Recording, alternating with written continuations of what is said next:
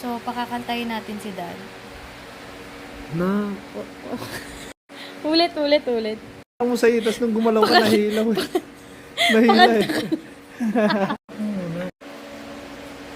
Kulang man ang iyong pagngiti, Tikat at kung di man dumating sa atin ang panak. Yun lang? Yun lang. Di marunong eh. Huwag mangamba, hindi kita paghahanapan pa. Kulang man ang iyong pagngiti. Ano ba yan? Eh kasi dalawang ulo kasi, nababasa yung ulo mo tsaka ulo ko. Nang anumang kapalit na inalay kong pag-ibig. Huwag kang ganun kasi! Straight mo! Kasi ganun nga lang. Pag ganun mo! Straight mo! Okay. Hindi kasi lumalabas eh. Hindi niya agad kinokorek kung tama o mali eh.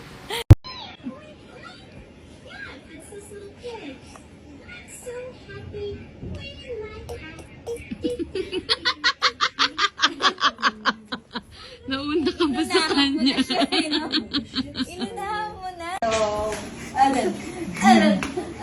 Masulat. Dati.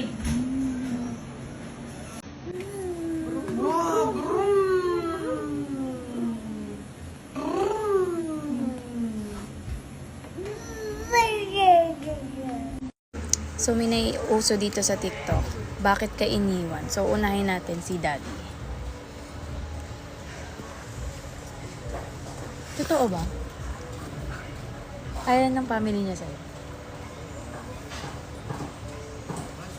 Ewan ko. Sumagot ka lang! Hindi ko alam. Hindi ba kayo nag-meet ng family niya? Ayun. Ay, oo. Ay. Mga pamilya niya sa... Huwag mo na sabihin yung lugar, rapa ka nito. Ay, ang kabilang pamilya. Ayaw. Next ako naman.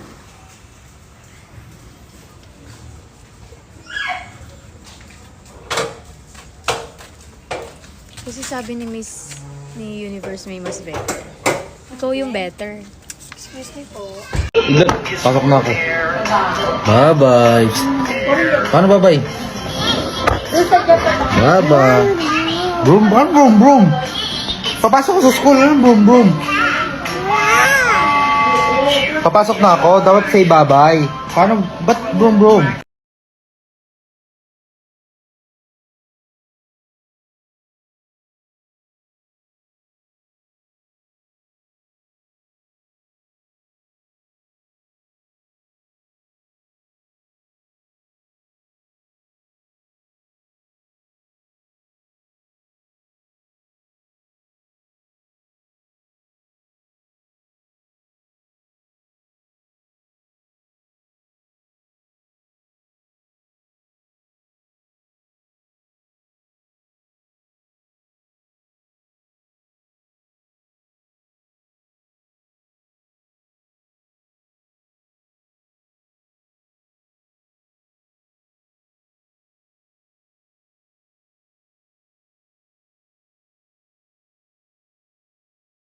Ano ba to? Ba't ang daming mga itim-itim? Ano ba to? Ayos, Boss Mentos. Ayos. At eto pala yung for today's video na ginawa ko. Kumuha ko ng chicken, tapos naghiwa ko maraming kalamansi. Mas maraming kalamansi, mas masarap. Tapos toyo or patis, tapos paminta, then i-marinate natin yan ng 30 minutes to 1 hour. At iprito natin. Kapag naprito natin, iset aside lang natin. So yan, pag ganyan yung kulay niyan, luto na. Hindi yan sunog guys, kulay lang po yan toyo.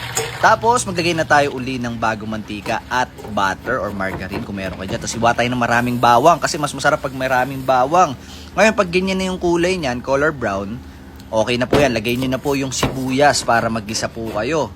Ngayon, pagkatapos sa sibuyas, lagay na rin natin yung pinagmarinate ng manok hanggang maluto. Tapos yung pritong manok na ginawa natin. Ngayon, pag ganyan na yung kulay na yan, talaga naman, maghahanap na kayo ng kanin. Dagdag na natin tong seaweed para mas dumagdag sa lasa at spring onion. Kung gusto nyo na maanghang, dagdagan nyo rin ng sili. So kayo na pong bahala. Ako kumuha na ako ng kanin dahil nagugutom na ako. Talaga naman pag nagmantikan na ganyan yan. Tapos nilagay mo sa kanin, talaga naman mapapasubo ka at tataob ang isang kaldero. So ay si Boss Mentos kakain na rin. Boss Mentos kain na po. Yan na yan. Yan. Boss Lim, kain ka na rin. Ingat palagi guys. God bless po. Natatakot ako para sa sarili ko kasi tignan mo naman, di ba, itsura pa lang nakakatakot na kulay black. Hindi pa ako nag-set ng face ko kasi nga cream blush ito from V-Line Cosmetics. At kapag naglagay ako sa face at nag-set na ako ng powder, maruruin niya lang yung powder. Or hindi lang magiging maganda yung outcome niya. So, pag mga ganitong products is ginagamit siya underneath or kapag hindi ka talaga naglalagay ng foundation as is na lang siya. This is the black blush ng V-Line Cosmetics. So, I have two shades here. This is the Ruby and Tourmaline. So, dahil magkapila yung cheek ko, gagamitin ko sila pareho para makita natin yung shade. So, nasa likod niya lahat yung ingredients, yung shade, kung ilang grams, and kung saan siya minanufacture. First, let's try here yung Tourmaline. Ganyan yung itsura niya, Fabs. So, I'm gonna use my finger kasi kapag gumamit tayo ng sponge is magta-transfer lang or sipsipin lang ng sponge yung product. So, mas okay na finger na lang. I'm gonna... Uy! Medyo subtle lang siya. Hindi ko alam kung super pigmented to, but let's try. May pagka-purple. Uy! Uy! Natatakot ako!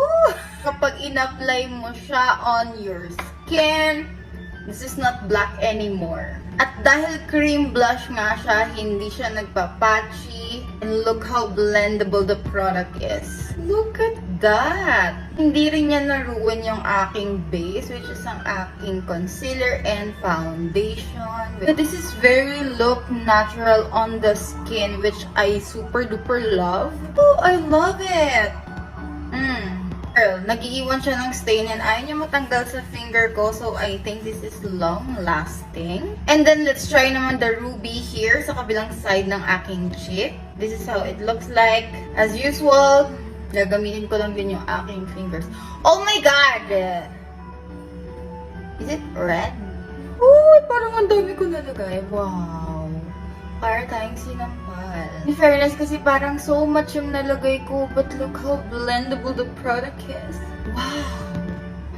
This is super duper nice! Ang perfect nito sa akin. This is the Tourmaline and this is the Ruby.